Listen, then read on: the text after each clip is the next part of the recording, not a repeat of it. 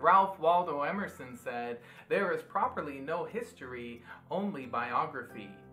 Exodus is a book of biography, and Moses is the main character. But there are more characters, and one compelling character in particular, Pharaoh. Pharaoh ruled God's people with an iron fist. He was firm, and he refused to release the Israelites.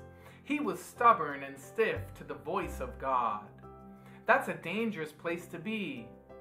When you resist, disobedience persists in your life. Your heart is hardened and you become deaf to the voice of God. Then God has no other choice than to speak louder. That's what we see with the 10 plagues, the strong voice of God's wrath. Those plagues remind us that you cannot refuse God forever. God's grace is not something you can abuse and misuse, because eventually God's grace is gone.